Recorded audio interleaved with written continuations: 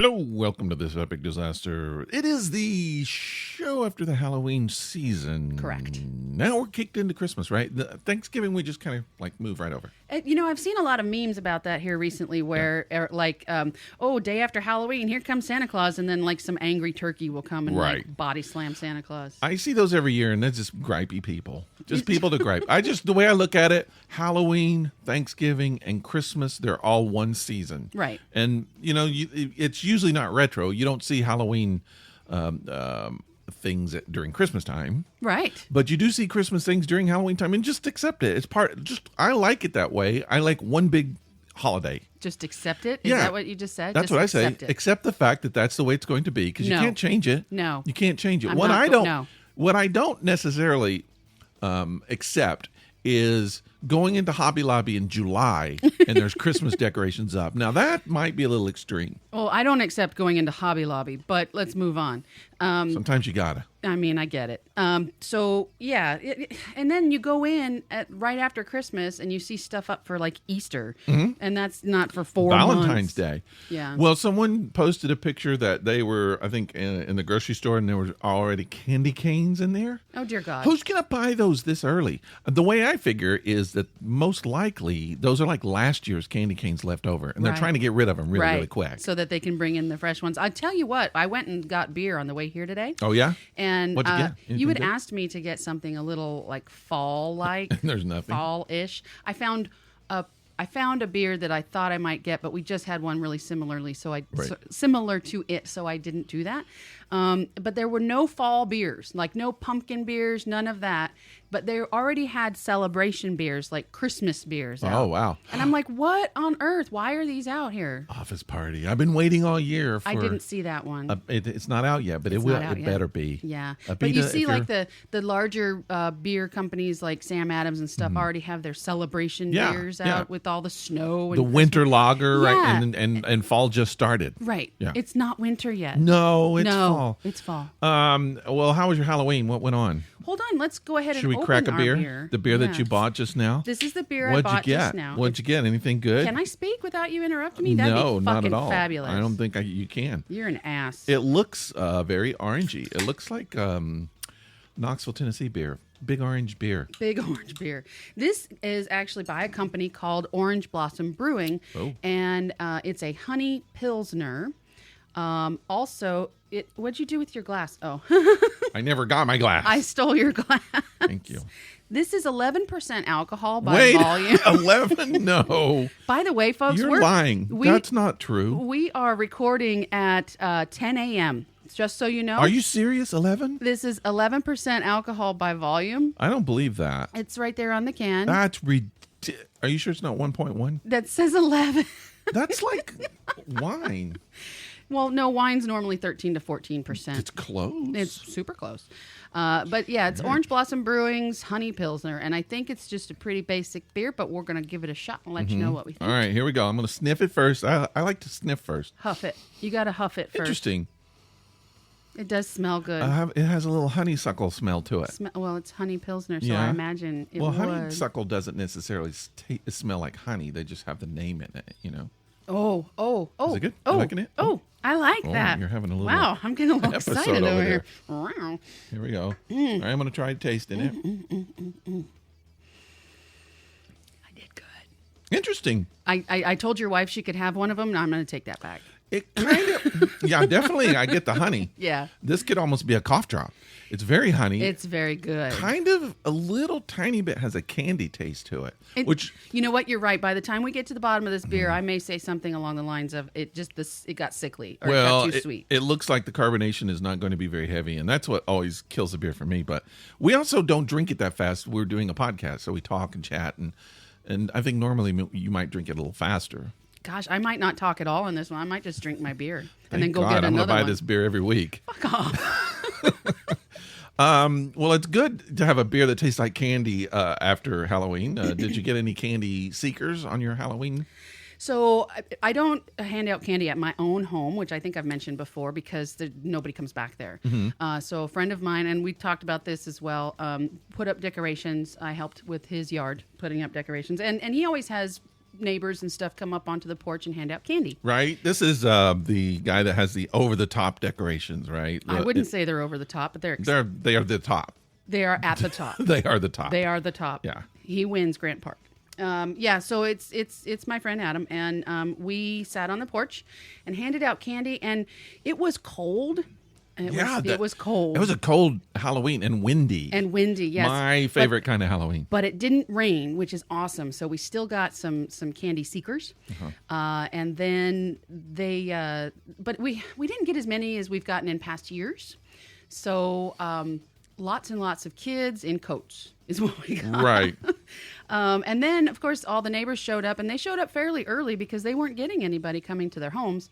So they all brought their candy with them. So we had tons and tons of candy, and these kids were spoiled. They would, especially towards the end of the day, they would come up, or end of the night, they would come up, and we would all, like 3 different people would throw candy and handfuls of candy in the bags. So yeah, it was fun. It was cute to see all the little costumes. I saw an owl, a little baby owl. Oh, that's cool. And several little unicorns. There was a whole family of unicorns that came up. It was 2 dads and 3 kids, and they were all unicorns, and It was adorable. I thought like only one unicorn is supposed to live at a time. What? Yeah. To live? Yeah, only one unicorn is supposed to live at one time. And where on earth did you hear this? That's the legend, I think, isn't it? Yeah, and you have to go to the enchanted forest to find it, and there's only one. And if you find it, I don't think there's. Then how's there going to be another unicorn if there's only one? They're freaking magic. That's not how that works. They have to have sex and make babies. I'm just telling you. Look it up. That's the legend of the unicorn, the unicandy corn. All right. We had a decent amount of kids. Good. But here's what I noticed this year is the majority of them were over 14. We got a lot of older kids this year. Yeah, well, look where you live. I mean, there's not a lot of littles around here. The neighborhood is full of older kids. There are some young kids, though, but we got a few, not as many. And here's what they did. This is interesting. And I don't even know. I think maybe at their older kid meetings that they have, they said they said to do this, but they would all do it. So they would come up and they would go trick or treat, and then you would start to get the candy, and then they would go Merry Christmas, Happy Birthday, and they would just start throwing out all these holiday greetings all at once. Happy New Year. I had a couple kids do that. I think they were slightly embarrassed to do trick or treating, so they just kind of made fun of it, right? And threw it all out. And I was just like, don't make fun of it. You're doing it. You're in costume and you're participating, and it's fun. Yeah. So here's something that I noticed. I'm not going to give you candy unless you say just trick or treat. Something that I noticed this Halloween was, and this is great, is that the front porch, like up on the porch where they have to come to get the candy, it's a little scary. Okay. Because there's like statues and things up there, and mummies and dummies. What are they? They're like mannequins. That's what I'm looking for. Yes. And they look frightening. Mm-hmm. So the kids, the yard is fun and everything, but to actually come up onto the porch, they get a little freaked out. Some kids would not come up on the porch, like literally would not. Their parents had to pick them up and carry them up to the porch. Mm-hmm. And some kids were just like balls out, like just walked right up and went, I love this. What kind of costume was that? That's crazy. There was this one little girl, she couldn't have been 5. She kept running around wanting to touch everything and look under masks and her enthusiasm was infectious. She was pretty great, and she's going to be either totally into Halloween for the rest of her life or a serial killer. I'm not sure. I don't know. It's so gentle this year, and I don't know if it's because I don't know what they've done, but used to, like when I was growing up, Halloween was kind of dangerous. You never knew if somebody was going to roll your house or like set it on fire. Or where the hell did you grow up? Well, just out in the country. People like break things, and they would just, I would drive around stealing people's pumpkins and things like that. What a little punk you were. Oh, yeah. It happened. That's what, but nothing like that happened here. Huh. Yeah, no, there was nobody was stupid and crazy and acting a fool this year. We've had that happen in the past, but not this year. Wow. Everybody was very respectful, and it was mostly family. Everyone behaved. It was cute. Cool. All right.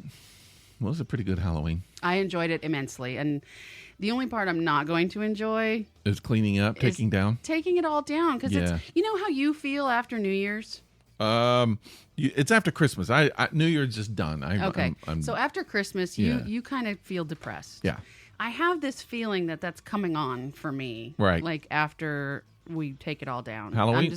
I didn't feel this Halloween connect with me, maybe emotionally. I didn't feel like there was really a Halloween there. I don't know why. That's weird. It was really weird. It's one of the first times that's happened. And I don't know why it did happen that way. But I knew it was Halloween. We did the trick-or-treating, but it just didn't get that spirit or something. I don't know what it was. Interesting. I'm wondering, and I was like, oh, is this like what happens when you get old?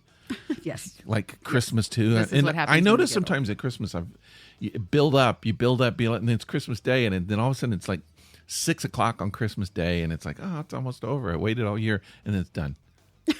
It's all gone. Okay. And then you kill yourself. Yeah. I mean, most people do. Yeah. All right. I mean, we're not saying on kill that yourself. note, I would say please don't. Please don't kill yourself. But I mean, bad. like metaphorically. No, I think I connected with metaphor. Halloween this year emotionally more than most years because I got to be involved in you had so many friends that you did stuff with. Yeah. Lots of stuff. It's just me here. Maybe that was it. I don't have any friends. No, I don't know that. anyone. My dogs won't even play with me. I'm your only friend. And even that is questionable. I don't even know. I mean, I'm not always your friend. Like that's my point. I'll try and be your friend here and there, and like when you give me stuff. All right. Okay. Let's would you rather a little bit. All right, let's do that. Let's get on to this would you rather stuff. I know everybody waits for that.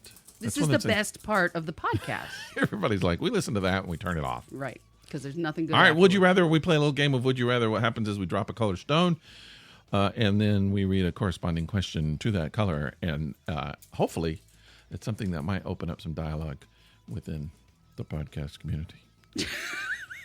I don't know what that means. Just keep All drinking. Right, you dropped it. Was that your drop? Yeah, it was purple. You dropped a purple one, which is food ingestion. I'm hungry. Would you rather sip a sports bottle of warm urine? Only if it's diet. That's right, people. Or, you know where it's going. No. A cup of human blood. Jesus. Okay, that is, I'm good with that. You do the blood? I do the blood. Really? Yes. Ooh. Don't ew me. That's I'm nasty. not drinking warm piss. That's disgusting. Andrew Zimmern, I think he might have done both of them, but he loves blood. He drinks animal blood and he loves it. He says it's so tasty. Yeah. And I watched an episode the other night, Bizarre Foods, and he's drinking a Bloody Mary made with real blood. That's interesting. And he loved it. The only problem is that the blood has to be warm or else it'll start to coagulate. This had ice in it, I think. And I don't really want, well, he made some comment. Unless you use an anticoagulant. Yeah. He made some kind of comment about there were chunks in it. He was like, I don't know what these chunks are. I don't know that I want to know. And then he said something about how the aftertaste, the way he described it, was very Band-Aid-y. Band-Aid-y? Like you've been chewing on Band-Aids or something? That's what he said. And that's the thing. It's just like, really? You know that taste? What are you doing with your Band-Aids? You have a lot of opportunity to suck on Band-Aids, do you? Zimmern. But I love watching his show. That reminds me of that YouTube video where that girl takes that... Never mind. You've seen that one. I don't watch the kind of YouTube videos you watch. Well, she wanted to be YouTube famous, so she... and that's just screams of desperation. I don't want to know. All right, it's my turn. I'm going to drop a green when I feel it. It's not going to be green. I'm shaking it up. It's not going to be green. Shake it up. Tribute to the Cars. Ooh, ooh. R.I.P. Rick Ocasek. All right, here we go. Blue. It's blue. Blue. Lies. Part of green. Blue is appearance and embarrassment. Mm-hmm. My appearance is my embarrassment, by the way. Agreed completely. So here is your would you rather question. Yeah. Would you rather take a nasty... Wait, what? Hold on. Do I need glasses? I would just really love for you to finish this question. You don't want to end it right there. Please. Here are some glasses if you need them. Okay. Just make a choice. Have those. These will work just fine. You have like 26 pairs. Yeah, I have glasses. You can choose. All right. Would you rather... Okay, they're just using slang here. Mm-hmm. Would you rather take a nasty steamer at your date's house on the first date only to find the toilet won't flush? That's Dumb and Dumber. Steamer? Steamer. What? Why not just use the word dump or something? Hi, thanks for going on the date with me. Excuse me, do you mind if I take a nasty steamer? Suddenly the date was canceled. Not to mention, that's like the part of the Along Came Polly movie. Spoilers. Well, that and Dumb and Dumber, yeah. I mean, okay. Nasty steamers are a part of a lot of movies. You have another option here. Yeah, I don't know that I want to know this. So you're either going to stink up your date's bathroom on a first date and the toilet won't flush and it'll be disgusting. Or throw up in your date's new car on the first date. All right. Yeah. I wouldn't want to do either of those. Choices. I'll go with the nasty steamer. Choices. Yeah, because if you throw up in the car, you got to clean that shit. Well, yeah. I mean, open the door and do it if you didn't do that. There's a lot of things, but no one can control what happens in the bathroom. So I think it's uncontrollable. Right, but I think that that's a little more excusable, and you can it's not your fault that her toilet won't flush. It's not your fault that his toilet will not flush. That is, you're right. You can't control that. You can't take. And you can't help it if you're sick. No, well, I may not be sick. Sometimes it just depends on if you had Taco Bell. I mean, you don't know. Is that where you went on your date? That's yeah. She deserved that shit then. Taco Bell. Take me to Taco Bell, bitch. I'm gonna drop a nasty steamer. Oh God.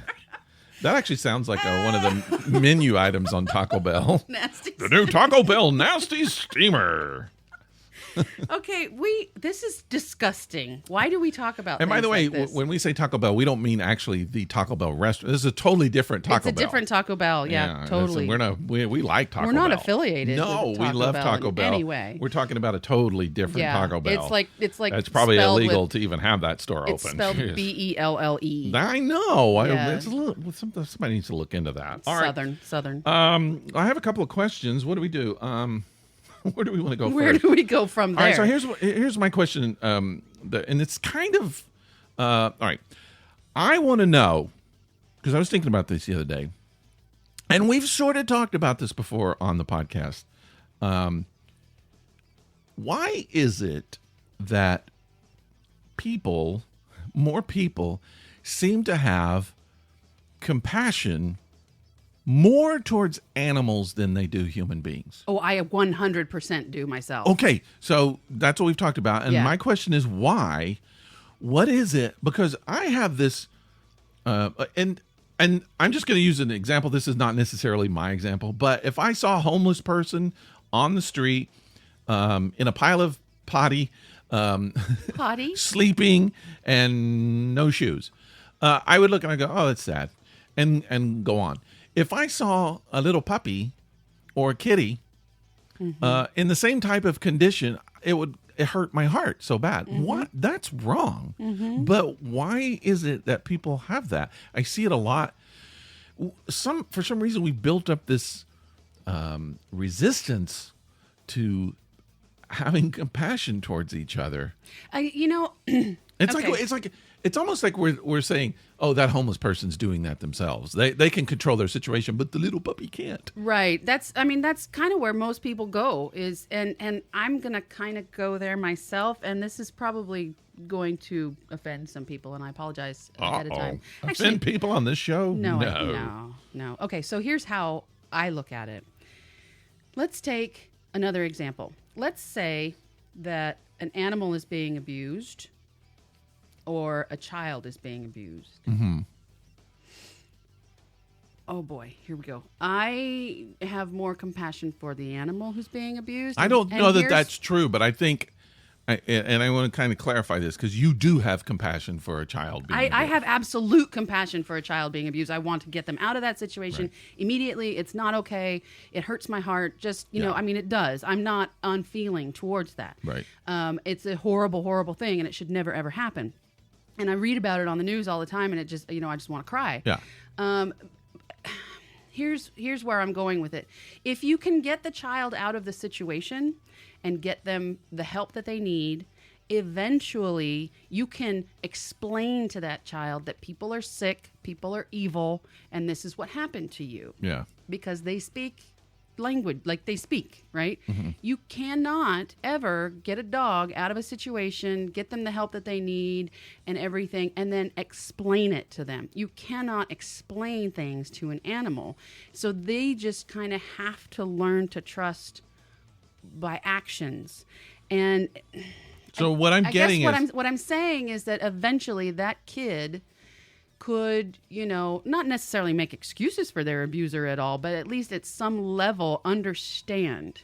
It's like the kid lives in the human world and plays by human society rules, good or bad. That's your lot in life. That's the way it is. Unfortunately, yes. If you're a puppy, you shouldn't be in the human world. and it's like you feel bad. It's like they didn't ask to be in the human world, and why are they? I don't know. I feel I don't know. It's hard to voice these opinions and these feelings and not feel like a piece of shit. Well, I mean, that's why we do this. Is I think there's a lot of unconscious things that we do in society that when you shine a light on it, it's like, oh, why do we do that? That's wrong. It's embarrassing. But I know this for a fact, and it's not just you, it's not just me. And I'm not saying I have no compassion on people. I do. I just feel like there's a stronger reaction towards animals that are in crisis than humans in crisis. So if I'm watching a documentary about, and this is not a good example, but I'm just going to say this. Mm-hmm. Let's say, I'll say a tsunami. A tsunami comes and wipes people out. It's hard to watch. I don't feel good about it, and it's sad, and I wish I can help. All right? Mm-hmm. Then I'm watching a documentary about a situation where a bunch of animals are in crisis or in trouble or being starved or whatever. Mm-hmm. And I think I feel the pain more there, and I don't know what that is or why. Yeah. And here's another example, and I think this might even be a better example. Is like, let's imagine, and this is not, I'm not trying to classify people in any way. I'm just doing this. Let's say a very, very rural, poor area of a state. I was going to mention a state, and I decided not to. Any state. That's why I was apologizing. Okay. So, like, you're in the backwoods. Okay. And these people are living in mobile homes or shacks that are falling down. Sure. Sometimes maybe in a camper or just wherever they can live, and they're living under horrible conditions. Mm-hmm. And you look at that, or I look at that, and then in the back they have a dog with a chain around it, mm-hmm. tied up in a little box. Or if that. Yeah. If they have any kind of shelter. I would look at that and go, oh, that poor dog. Same. I would never say, oh, those poor humans living in that situation. You're absolutely right. What is because that? I would do the exact same thing. And to me, I would be mad at them. Yeah. You know, I'd be like, how dare you chain this dog up? This is not a lawn ornament. Yeah. This is a creature that requires love and affection mm-hmm. and all basic health, you know? And then and it never really, like, I don't know. I get where you're coming from. I feel the same way. It's like you can barely afford to keep yourself fed and housed and clothed. And now you have a dog. Why? Yeah. Why? I'm not saying that people shouldn't have dogs. Dogs bring all the joy on the planet. But why? You can't afford this dog. You can't afford to care for this dog the way he needs to be cared for. You can't get it basic vet care because, you know, that shit ain't free. You know, and sometimes they barely even feed these dogs. They give them scraps off their table, which is not healthy. And, you know, all the dog wants is to be loved and cared for. Yeah. And here you got him chained up in the backyard. But dogs are so accepting of whatever situation that they're in. Like one of our dogs, before we adopted the dog, or my wife adopted her dog, was in a situation that was not ideal and was probably abused mm-hmm. and still has some reactions towards certain things and memories, although in the past, 6 years, he's lived wonderfully. Mm-hmm. But whatever the situation was, I he had to accept it. What's his other option? Right. He couldn't get away. And I think that might be the key to what we feel is we feel like humans have a certain amount of freedom to come and go as they wish. It's like, you don't like that situation, you could leave. But a dog, like my dog, if I started beating my dog, it couldn't do anything. He's stuck in the house. He can't leave. Mm-hmm. He's here forever. Mm-hmm. Or he's got a chain tied around him. There's nothing he can do. He doesn't have free will to go or come or go as he wants. Exactly. And we feel like humans do. I was watching a documentary, and this is where some of this came from. And I'd seen this documentary before. It's called My Brother's Keeper. Mm-hmm. And I'd forgotten about a lot of it. But it's about this old guy. This really hurt me. Oh, God. Do I want to know? I don't think I've ever seen it. No, it's these old guys. The thing that hurt me is like there was this one guy who looked like he was 100 years old, and he's on the witness stand, and they said, "How old are you?" Mm-hmm. And he said, 66. That's less than 10 years older. I was like, that's 9 years, and he looked like he was 1,000 years old. He had a long white beard and crazy white hair, but anyway, in the documentary, what it's about necessarily isn't what I'm talking about. It's about these brothers who live in this shack, rundown shack. I think there's no electricity. It's just hoarders. Yeah, I mean, yeah. Rats and whatever live in there. It's a really terrible conditions. And they live on a farm. And apparently they grew up in that community and everybody just knew them as the weird kids. Okay. And so they grew up and kind of lived together, and they've never had, none of them got married. That was just them, those 3 guys. Okay. 4 guys, I believe. And one of them dies. Oh, no. And it is suspected by some people, and even the guy himself admitted to it, that one of the brothers, that he killed his brother. That he was in pain for some kind of disorder or disease. So it was a compassionate killing. That's what was suspected. Now, I'm going to say spoiler alert, even though I'm going to try not to give anything away. Mm-hmm. But none of these brothers have any kind of education. Mm-hmm. It became apparent that most likely that confession was coerced. Okay. And they didn't understand what legal rights were. They didn't understand things, just regular things. Sure. They were all farmers. They lived, and this is what's weird, is you look at it and you go, oh, these guys are from Alabama or Mississippi, because that's the stereotype. Mm-hmm. They're from New York. They're from upstate New York. Upstate New York, yeah. And I noticed that there's a lot of the Southern stereotypes, most of the time, a lot of times are from the North or places you never know. It isn't just the South. It's not. But anyway, so they start really, you know how the legal things do. This stuff motivations and criminal intent starts coming involved, and it really gets kind of creepy. But and I won't tell you how it ends. But this old guy has to go on trial for something he doesn't even know what the heck is going on, or what the consequences might be, any of that. So a lot of the documentary, you see where they grew up. Mm-hmm. They interview the townspeople, and they're all backwood farmers. None of them seem to be college educated. I mean, they went to the military or whatever and served, but and they're not stupid. Right. Some of them are smart. They're just not formally educated. Correct. But you see the conditions in this house that these men lived in. It's horrible, horrible conditions.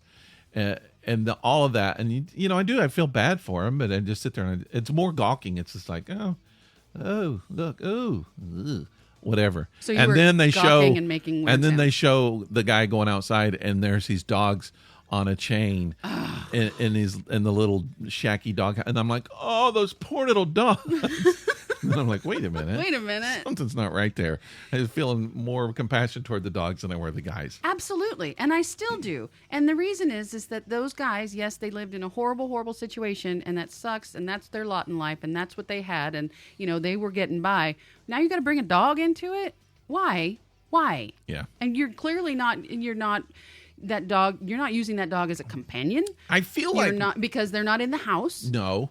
So what's the point of the dog at that point in your life? Well, I don't know everybody's motivation. These guys were farmers, and I feel like maybe the dogs at times did farm work. Maybe they used them in hunting at some point. I don't know. And possibly for some companion. There was one scene. Oh, this is why I remembered. There was a scene where they slaughter a hog. Oh, God. And they go through the steps from actually walking in where the pig's just walking around normal, and then that you see them killing the pig and then dressing the pig and all. But they're doing it to eat. Yeah. And that's why they're raising the pigs in the first place. But watching that, I may not watch that now. It's very, very, no, that one scene you don't want to watch. It's very painful. Okay.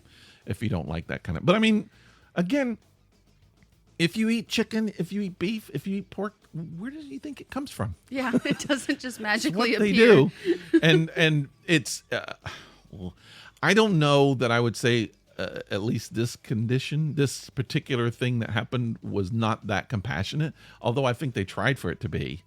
I'm just going to say the hog I don't know. Lived longer than they thought it was going to. Oh, Let's God. say that. But Why? they eventually are successful in making. So now I know that it suffered. Thank you for that. I appreciate you. It wasn't fun, but I think that was what they were trying to say even in the movie about suffering, and that's life, and putting somebody out of their misery. And so, I guess it had a reason for being there, but it wasn't easy to watch.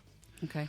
But I find it fascinating. I was talking to my wife the other night, and I think we've mentioned this on the podcast before, about how For me, we were talking about what the most frightening things are to you. Okay. What are the things? And I sort of mentioned we touched on this before about our writing styles, what we write in our shows, in our stories. Yeah. And so for me, for some reason, there's something about country people, and especially quirky, strange country people, that's like you. Just freaking scary. And you grew up. That's why. I know these people. But you, I grew up next to them. I mean, and I was telling my wife about, like, my family's from Sneedville, which is up northeast Tennessee, almost on the Virginia border. Right. And there was, those people that they're just like these people I'm talking about. They're farmers. A lot of times never left the community. They never needed to. Right. And all they did was farming their whole life. And I can remember one time just going up and visiting family and seeing the people who had come in. I think my great aunt had a gas station. And when I say gas station, it wasn't like, your local Conoco. I mean, it was like a little tiny, and she lived there. It was like her house, but it was also a gas station too. Wow. It was just like a pump outside or something. Yeah. And a cash register. But then the people that would come in to pay and talk, and they're just, I don't know. There's something scary.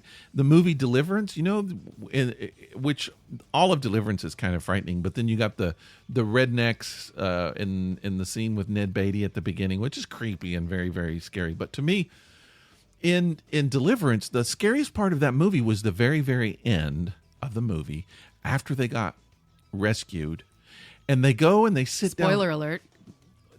Well, it's not really spoiler, but maybe they go and they sit around a table and have dinner with these country people. And there's something about that scene that frightened you? Almost no one is talking.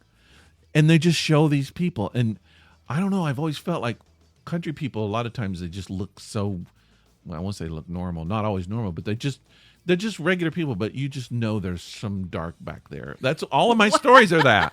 Those are my scary stories. Just country people with these really dark stories. So I have a story about that. As a matter of fact, I grew up in California. Yeah. I grew up in the Bay Area. And when I was little, I was 7, I think. My father grew up in Whitesburg, Kentucky, which was at the time, and probably still is, a little coal mining community. Yeah. Okay. And I think it's in Hazard County, those Dukes, or maybe it's Letcher County. Anyways, Whitesburg is the name of the town. Yeah. And he had 9 brothers and sisters. His dad died of black lung. He was a coal miner. His mom died very soon thereafter. My father was a middle child. He was the first in his entire family to learn how to drive a car. Wow. Or need to, probably. Well, he didn't. They didn't really need to. That's why they didn't bother. Sure. But he's like, I'm out. So he bought his sister, his older sister, bought a car, a 1960, like the first year the Mustangs came out. She bought herself a Mustang. She wanted a Mustang. She didn't know how to drive it. She just wanted the car. Yeah. So my dad learned how to drive so he could drive that car. Right. That was his goal in life. And being a teenager, I imagine that's probably true.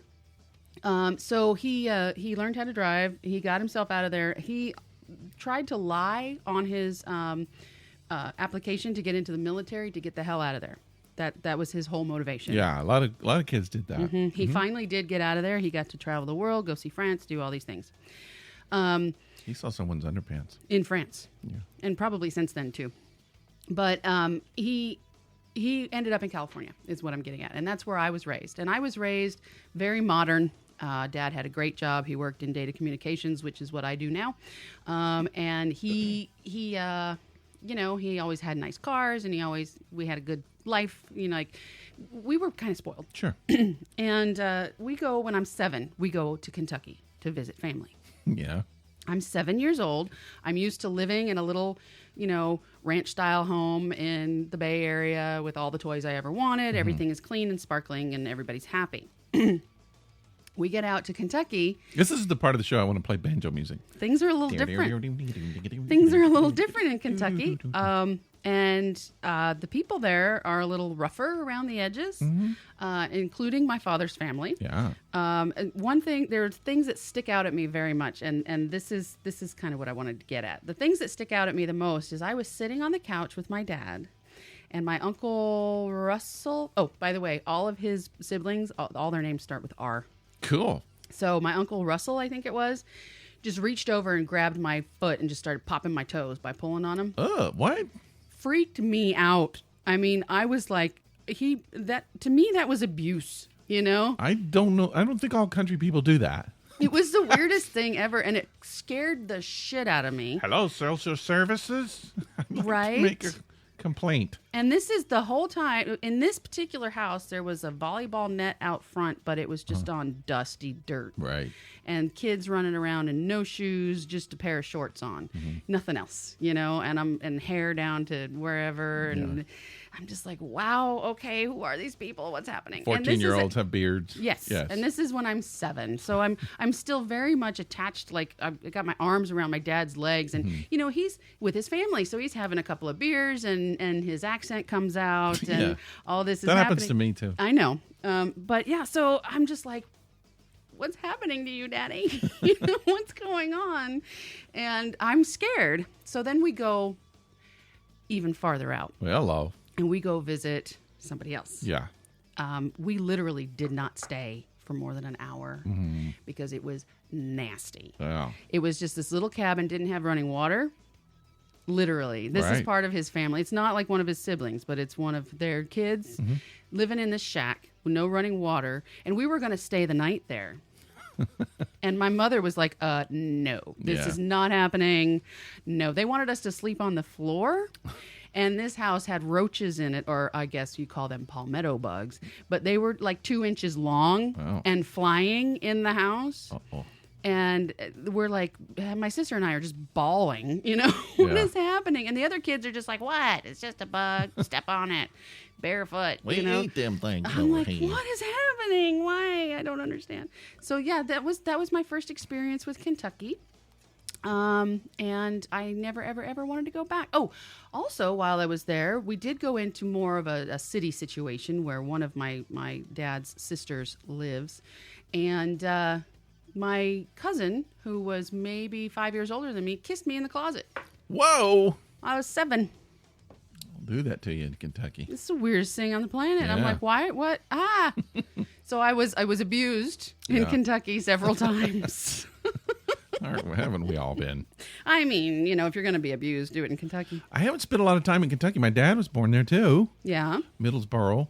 But my family, I think most of my family was from Virginia, up in the mountains. Yeah. And then kind of migrated down into East Tennessee.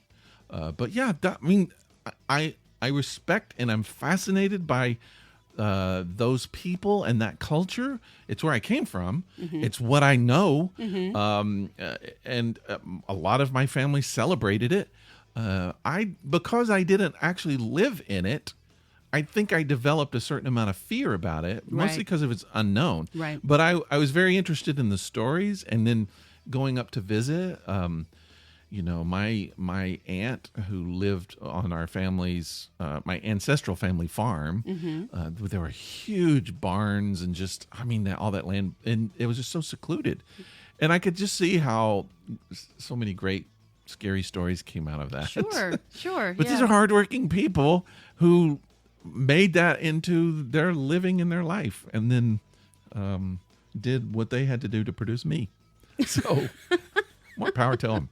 They made you, indirectly. Gosh, so, yeah. I tell you though, that experience at 7 years old, after being used to, you know, Pinole, California, is just a little eye-opening. Let's say eye-opening. Yeah. Go meet your cousins, the Soggy Bottom Boys. Right. Yeah.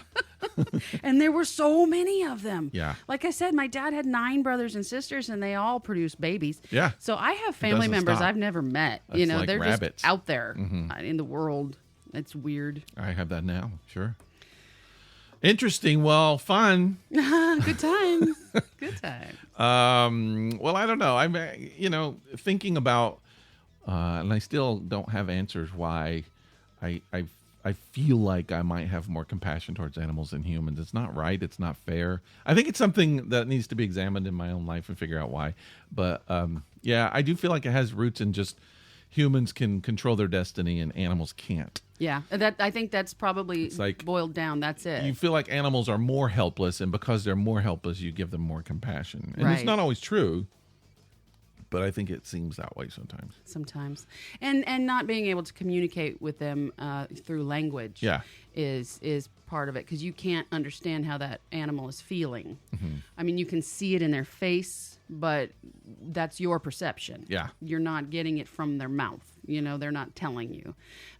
So yeah, I think you're right. It's just, I mean, and then people, I judge people big time. What? If you don't have compassion for animals, I don't want you anywhere near me. Like I literally, I don't want to be a part of your life. Right. I don't want you to be a part of mine. I would really rather you not even look in my general direction. Because there's something really wrong with you if you have zero compassion for animals. You're on the level of like sociological, or what is it? Sociopath. That's it. Yeah. That's the one I'm looking for. You're on the path of socio. You're down that path. Yeah. All right. Well, I want to celebrate autumn a little bit. It is we're in like the second week of autumn. Second, yeah. And I love autumn. Me too. It's awesome. So I want to do a little celebration. I've got 21 weird ways that the world changes in autumn that I was going to bring up. We're going to talk about. All right, let's do that. All right, number 1, squirrels get smarter. Did you know that? They their IQ goes up? Yeah. How's that measured? Well, during the autumn, squirrels bury nuts and seeds and all this other stuff. Right. But did you also know the typical squirrel shows a 15% increase in the size of its hippocampus? So it literally grows its brain. Yes. The memory and emotional center of the brain is the hippocampus. And during that time, 15% growth. And I guess it needs it to figure out where it's going to hide things and all that kind of stuff. It's a survival thing. It's like its disk drive is full. It's storing all that memory as to where it put everything. That's right. Okay, I get it. Smart squirrels in the autumn. Another way, fall babies are better students. Did you know that? I didn't. So babies that are born in the fall or conceived in the fall? Born in the autumn, September through December, they're most likely to excel in school. Than those born at other times in the year. That's my problem. That's my problem. You weren't born. I was born in July. Yeah. Fall babies are more likely to live longer. Shit. Thanks for that. I know. Children born between September and November more likely to live to be 100. What? Than babies born at other time. There must be something in the water or in the air or something when the mama's pregnant. Could be, yeah. I mean, it's good. You don't have really extreme weather at that time, but really you don't in the spring either. So I don't know. It's a more pleasant time, and maybe it's more relaxing to people during that time of year. I don't know. Okay. Autumn is good for the economy in places like New Hampshire and Vermont because people go up, check on the leaves. You got to see the leaves. Big time stuff up there, taking the colors and stuff. Let's take a drive and look at leaves. It's the best and the cheapest time to travel in the fall. Except around Thanksgiving. Yeah, I would say that's probably goes up a little bit. Yeah. This one's weird. Fall leaf colors are actually present year round. Under the surface of the leaf. What? Explain that. So the leaf is actually brown. That's what it says. Sunlight. We're just seeing the green. Sunlight helps fuel plant cells containing a chemical called chlorophyll, which we all know, which gives leaves a vivid green color while working to turn light into energy. Right. When the sunlight diminishes in the fall, the chlorophyll breaks down, letting the plant's hidden red, yellow, and orange hues shine. So apparently they're always there. It's just that the chlorophyll kind of covers them up. And then when the chlorophyll starts breaking down, all that's left is the red, yellow. That's interesting. Yeah. That's fun. I like that. It kind of is. And I guess that makes sense because every once in a while in the summer or spring, I'll see like a red or yellow leaves here and there. Absolutely. They're getting a little advanced start. Global warming could affect the fall foliage. Is that how you pronounce that? Foliage. Foliage. It's not foliage. That's spoilage. Reynolds and Reynolds. Yeah. Or Reynolds wrap, whatever it is. Scientists think that the rich reds, orange, and yellows of fall may be one of the many casualties of global warming. Damn you, global warming! Taking our foliage. Right, our foliage we need. We need a good foliage. I need a good foliage. One 2013 study found that all fall colors now arrive 5 days later than they did 23 years earlier. And fall is so short these days. You remember when you were little, fall seemed to go on for a while? Yep. And maybe it's just because we were just starting school and we're like, Jesus Christ, here we go. But now I it's said that in school, but I know what you're getting you wouldn't at. have said that in school. I was spanking. I was like, I woke up, fuck this, I don't want to go to fucking school. But at 8. Anyways, move on. Sex drive spike in the fall. Testosterone levels in both men and women spike higher in autumn than any other time of the year. Nice. As a result, okay, that's too much. Sex drive don't increases and men find women even more attractive. Hey, baby, Wow. let me look in your trick-or-treat bag. Yeah. Don't mention anything about me as a bag, please. That's just wrong. Don't ever mention anything about a woman and call it a bag of any kind. I'm not going to go there. I'll let you talk to my wife. All right. Love also spikes during this time. In an analysis of Facebook data, finds that more people change their relationship status from single to in a relationship or engaged in the autumn. In the autumn. You should just do it for the heck of it. Just do it. People will be I'm like, engaged. congratulations. And then you do like, we broke up, and you can change it back to single. No, I'll just be like, That's I'm a not good way dating anybody, but I'm engaged. You get a lot of attention that way. I'm actually engaged in life. Animals get, is it libidinous? They get busy. They get busy. Libidinous. Yes. Their libido goes crazy. And the fall as well. So it's the fall mating season. Oh, and that's why it happens to us too, because we're animals. I mean, that's what we are. The male Siberian hamster's testes swell 17 times larger on short autumn's days. You got some big testes. So do mine, actually. Oh. Than on the summer ones. Let's not discuss your bag either. Should make a salve for that. The monarch butterflies take off. It's their migratory season. Monarchs. Where do they go? America to the relative warmth of Mexico and parts of California, it says, traveling at speeds between 12 and 25 miles per hour. Wow. It seems like when they get there, it's time to leave. Yeah. Like, oh, we're finally here. Oh, what? Shit, gotta turn around, go back. What do you mean it's April? Monarchs don't last that long. Well, that was my question. What's their lifespan? Like, it's not, they would never get there. So the butterflies that leave aren't the same butterflies that get there. That it can't be. It cannot be. It doesn't make sense, though. At 25 miles an hour? They're the only insect that migrates up to 25,000 miles for nicer weather. But not that same insect. It's the group. It's the family group of insects. That one insect did not travel 25,000 miles. We need to find that out. That's I don't know. Interesting. The Arctic Tern. Mm-hmm. That sounds like a band. But the white and cuddly Arctic tern demonstrates an annual round-trip migration of 44,000 zigzagging miles between Greenland and Antarctic. Yep. World's longest yearly commute for any species. Our autumn used to be called harvest. Yeah, because people harvested their crops. That's when it was bad harvest, bad harvest. Christmas trees owe their color to their needles. Coniferous needles are compact, watertight, and generally harder for the weather. So am I. And insects to destroy. By slowing everything down, pine trees can photosynthesize year-round. Oh, lucky them. Mm-hmm. Keeping the chlorophyll at work and keeping the needles permanently green. I wonder if they have yellow and orange needles, colors under the needles, but the freaking chlorophyll won't give it up. That's what I'm saying. Wouldn't you love to see like an orange pine tree? That'd be awesome. That'd be awesome. It'd be a Halloween tree. The aurora borealis is more likely to occur this time of year. Yes, that's You know true. that. I know all about that. Have you seen them? Oh, God, yeah. Is it Several cool? times. Is it cool? It's very It's cool. like breathtaking. So I've seen them in Minnesota, and all you see in Minnesota, because of the angle, all you see is white.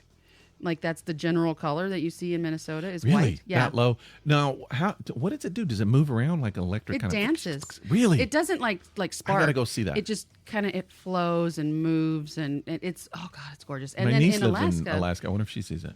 Probably, but she's down in Ketchikan, so she's not going to see it as much as in north. Anchorage and Wasilla, where I saw it. And you have to get out of the city because the light pollution from the city will affect your viewing of the aurora borealis. Okay. But I've seen it in green and pink and blue and white, and it's beautiful.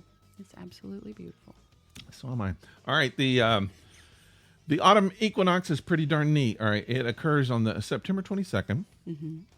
Or around that time. Mm-hmm. It's the one of 2 days a year when the sun is exactly in line with the Earth's celestial equator. Ooh. So as a result, Earth receives exactly 12 hours of light and 12 hours of darkness. Thus the name equinox, which is Latin from equal night. Yep. But that's not right. It's not? No, it's equal night and equal day. I mean, equal night, it's equal to what? You have a To day the and day. night. It's not. It should be equal day and night, not equal night. Those Latin people, they know what they're talking about. Well, that's we what should Nox never have is. let them name everything. They screw up everything. But Harry Potter told me that that's what Nox means. I know. That's what I'm saying. Equal night. But it's equal to what? It's equal day, just like it's equal night. Okay, just get over it and move on. I please. had a year of Latin, and I don't even know the Latin word for day. You Maybe didn't pay that's attention. why. Maybe that's why they went with equal night. They didn't either. Right. Like, we don't know what that word is. All right. Low levels of vitamin D can mess with your weight. Yeah. This is a key right here. Yes, this is a key. Keep this in mind. It could be responsible for autumn and winter weight gain, lack of vitamin D, thought to reduce fat breakdown and trigger fat storage, leading to average weight gain of 2 to 4 pounds. Oh, I beat that every year. Every year. In the autumn and the winter. Yeah. I beat that on Thanksgiving Day. I mean, 2 to 4 pounds? No. I'm going to try and lose that. I am too. I got a goal, but I have had so many goals. I'm kind Goals, yeah. of You got to give have up a on goal. goals. Daylight savings time, which is tomorrow, right? Yes. Oh my gosh. Yes. And then if you are listening to the podcast, it was yesterday. It was yesterday. Daylight savings time in the fall is good for us. All right, our bodies love to fall back on daylight savings time. It gives us an extra hour of sleep. New England Journal of Medicine reports that Americans' rate of heart attacks has been known to fall when that happens. So you can stop a heart attack by sleeping more? Apparently, or sleeping Okay. a little more. Okay. While the rate of both heart attacks and car accidents tend to rise on the Monday following the start of daylight savings time in the spring, Yeah, because you lose an hour of sleep and you're all confused. and not happy about it. Autumn movies are not Oscar-worthy. No film with the word autumn in its name has ever won an Oscar. Really? I don't even know of a film with autumn in its name. Autumn in New York was one. Didn't win an Oscar. There you go. You knew one. I just picked it out. Okay. The Virgin Spring won an Oscar. Summer of 42 won an Oscar. The Lion in Winter won an Oscar. Great movie. No autumn has won an Oscar. We need to fix that. Somebody needs to fix that. All right. Dia de Muertos is fascinating. That's one of the oldest autumn festivals. It's Mexico's Dia de Muertos. You're not saying it right. Don't Dia even try. de Muertos. No, you're not saying it right. I do. I'm saying it's perfect. There's right now Spanish people out there, their ears perked up. They're like, what? No. That's like- not how that works. They're like, ay, caramba. No, God. Dia de Muertos? They knew Rick. exactly what I'm saying. Rick. And then they're like, oh, baño. No, I only know like a few words. Stop. Just stop now. I also had a year of Spanish, and I know. Clearly, you know bathroom, I and know that is it. baño. Dia de Muertos. Move on. Ay, caramba. It's a celebration of November 1st to 2nd, a celebration of departed loved ones, my loved ones, and the cycle of life that Mesoamerican cultures may have observed thousands of years before Christmas. Mm-hmm. Or as the Spanish people call it, Christmas. No, you did not just do that. They do. I didn't. That's just how they pronounce it. Christmas. Okay. I think. I don't know. You don't know. Pumpkins. Pumpkins are perhaps the most iconic image of autumn. They're grown on 6 of 7 continents. Sorry, Antarctica. Their name comes from the Greek word pepon, meaning, or poupon. I don't know. Peppa. Roughly meaning large melon. It is a large I'm melon. not going there. Don't refer to anything on my body as a melon. Don't. That's a great pickup line. Hey, I love your pepon. I like your pepon. The word traded hands from the French, called pompon. I like your pompon. Pompon? To the British pumpion. Papillon. Not papillon. There's that's so a many butterfly. jokes in here. Before the colonial Americans said, we're not going to do what the British do. We're going to call it pumpkin. That's right. The colonials went one step further. The phrase pumpkinhead, referring to a dork with short haircut all around. Really? Is recorded in America as early as 1781. So they called people pumpkinheads back Pumpkinheads then. were the dorks. There's a horror movie called Pumpkinhead, isn't there? know. I think so. I remember when I was 5 years old, and my grandfather was building our house that I grew up in, basically. And so we were at the neighbor's house right next, and my grandfather goes, "See you right out there in that pumpkin field?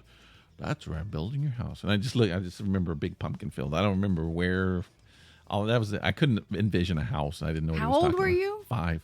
God, that was so long ago. Yeah. So long. Lots and lots of time ago. 52 years ago. Some people haven't even been born that long. I'm one of them. Yeah. All right. Some places never get to see autumn. Why? It's a fact of life for most of us, but in tropical climates near the equator, like the Caribbean islands, Yep. weather stays beautifully mild all year. Temperatures in Puerto Rico, for example, range between 75 and 85 degrees Fahrenheit year round. I would not want to live there. I'm sorry. No, you wouldn't. I don't want that. No. That's ridiculous. I had a friend who grew up in Ecuador, and he loved it. As they call it, Ecuador. Just don't. Richard, stop it. What? I'm trying to help provide a service for our Spanish-speaking listeners. What's wrong with that? I'm going to hurt you. I will literally hurt you. I honestly don't know what you're talking about. Well, anyway, those are the kind of some trivia, maybe things you didn't know about the autumn. Autumn is awesome. Autumn. I want that bumper sticker. Autumn is awesome. I would like, they say some people, some places don't expect or don't experience autumn. Yes. It's like summer year round. I want to go somewhere where it's autumn year round, all year round. Wouldn't that be awesome? Leaves always turning. Yes. But if you live there, then you'd be like, oh, I just want summer one place. One time. But that's what vacations are for. Yeah, you go to yeah. Yeah. But I think that like New England is kind of like that, maybe. No. Maybe they have longer. It gets hot in New England. I think maybe they have longer autumns, though. It's possible, but they also have longer winters. Yeah, I knew a guy who had a much longer autumn. Anyway, what do you think of this? All you can talk about is your dick. That is what? It. That is literally it. I wasn't talking about mine. Oh, clearly. I said I knew it was longer. I said I knew some guy. It was a joke. God, I can't even take a joke. Let's talk about this beer. What do you think of the beer? You drank yours already. So, let me just say. What is it? Orange Blossom. Let's recap. Yes. Let's revisit what we're drinking. This beer is Orange Blossom Brewing's Honey Pilsner. And let me tell you, when it says it has 11% alcohol by volume, it's not lying. It is. I'm feeling a little buzzy. Yeah. A little Ruth buzzy. Yeah. It's okay, so I haven't eaten yet this morning. I had a little bit. Mm-hmm. And I had this You doing beer. it? Gonna have trouble driving home? No, I'm going to have another one. Then you'll have trouble driving home. Well, I have to finish my laundry. That's another thing I didn't mention. Yeah. I don't have a washer dryer at the house. I would get drunk if I was doing your laundry too. I would too. All right. So, what do you think? What are you going to rate it? What's your review? What's your talk about it? Well, seeing as how I want to immediately have another one. It means you liked it. It means I like it, and I'm going to give it a 4. 4. 4. That's what I was going to give it. I feel like you and I are the same person when it comes to no, beer. we often don't like even we often don't. Words are very difficult for you right now. I can tell. 11% alcohol. That's all I'm saying. We often don't rate the same thing, so I don't think we're the same person. But I think in this one we kind of like. Now, this is not a beer that I absolutely love. It's not like my favorite beer of all the time, but like a Pilsner and the kind of beers and stuff. Well, here's what I like about this beer. Okay. It's got maybe the most unique taste I've ever had of any beer we've ever had on Live Beer Review. I think that's true. It almost doesn't even taste like a beer. No, it tastes just more like a. It's like a cocktail. Beer, like a beer cocktail. Yeah, it's kind of a cocktail. It's very, very well. It is sweet, and like I said, candy tasting and honey tasting. These are all things normally I don't like, but I like them here, and it's got a unique taste that I highly endorse. Yeah, I would say sure. Let's go for it. And it smells good. Have it. It still smells good. It does smell good. It did lose some carbonation, but I think that 11% alcohol helps you not miss the carbonation. Here's what I don't understand. So the artwork on the can is kind of cool. Yeah. It's got bees and honey and stuff, obviously. But what's with the 2? What do you think? That's the name of it's Pilsner 2. That's the name of the beer. It's Orange Blossom 2. Oh, I see. Orange Blossom Pilsner 2. Yeah. It's a honey Pilsner. Okay. That's the I guess brand or name or whatever. Yeah, I just so when people are asking what it is, you just say it's 2. 2. We're drinking number 2. Nasty. Well, we're drinking number 2, a nasty steamer. Ugh. What was I going to say? Yeah, Dang it, I had I something don't know. I was going to say, and it's totally left my mind. That's what happens. Oh, I know when what you I was get going to say. I was old. going to What? ask a question. What? I don't know if you've tried this. Maybe someone else has tried it. Like if you're having a beer like this, Mm-hmm. when you're drinking it, and then the kind of carbonation goes away. Mm-hmm. Have you ever? Can you put one of these in like one of those soda streamers and get the carbonation back? Do you think that that's something you could do?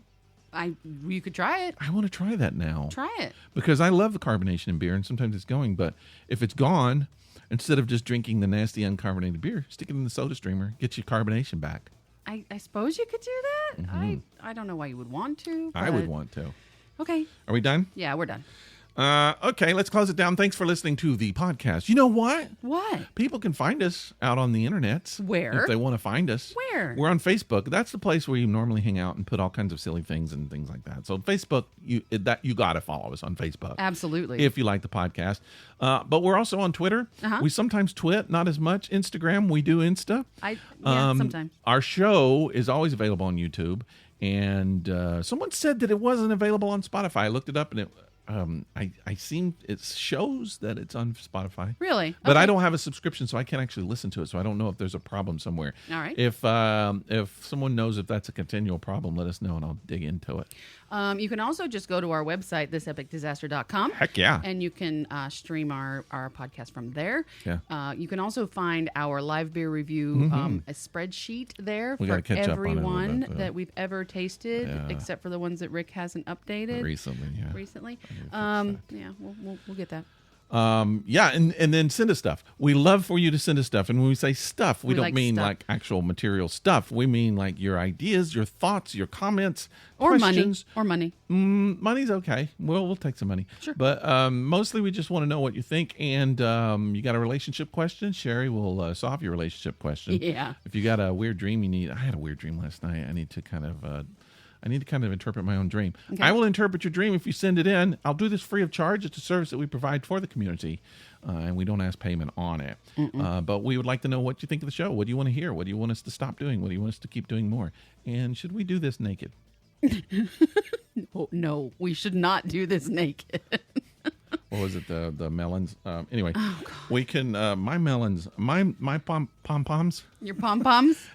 You don't want my pom-poms No, I unfurled. don't. No, that's a bad... Don't unfurl anything in front of me, please. No cheerleaders want that. All right, people, we will come back next week, we promise. Thanks for hanging out with us this week. Sorry we're goofy, but hey, 11% alcohol. You can't deny it. All right, we'll talk to you later. Bye. Bye.